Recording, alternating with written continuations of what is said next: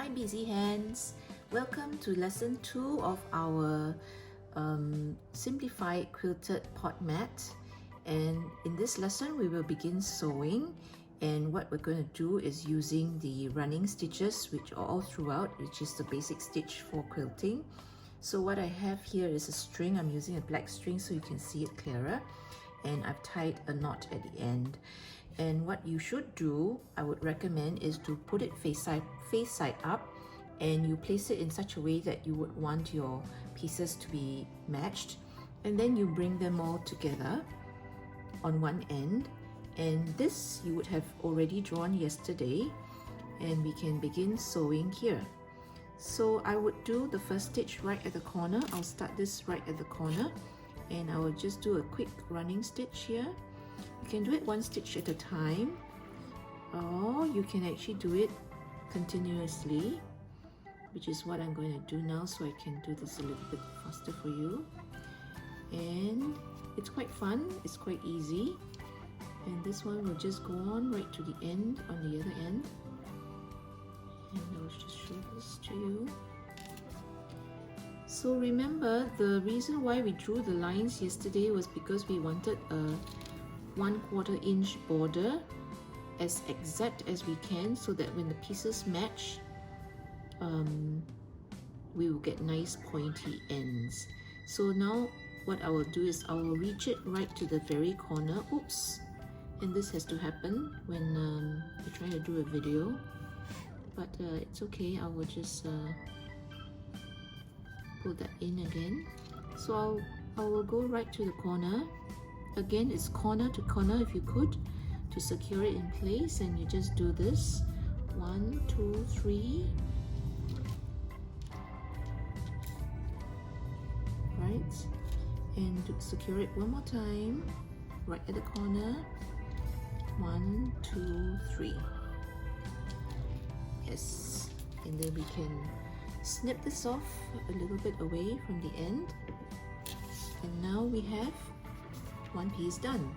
But that's not all. What we have to do now is we have to really iron this open, the seams, so you get it nice and crisp and flat and very even. Children, if you're doing this on your own, be careful, have mom or dad around to help you. And even as adults, if you have the big irons, just be careful. There's no need for steam, it's just to, the idea is just to keep it really flat. So there you go, you have already stitched one set, and you would go on to stitch the next set, pull it together, right sides in, and then you would actually have this piece, right? And after you've done this piece, you would then have two pieces, and you would join it to become this piece. And just to show you what it's like behind, I've ironed it flat, number 1. I've sewn the other one, I've ironed this really flat, number 2. I've sewn 2 squares, and I've ironed it flat here, number 3.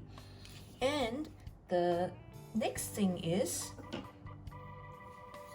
I would take this, and this you would do on your own. I'm not going to show you on the video. The very important thing is, if you notice, there is a point and point. Like I said, this is an online lesson, so if the points don't really match, it's alright. Forgive yourself, it can't be that bad.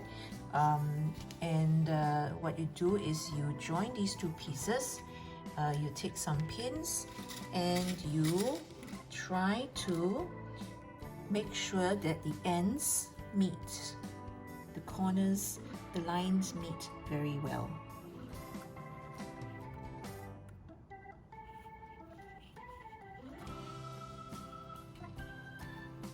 And that's how I do it. Alright, and you might want to pin this in place. Again, children, if you're doing this, maybe you want to use some paper clips to help you. Alright, and you should have the lines nicely drawn from yesterday.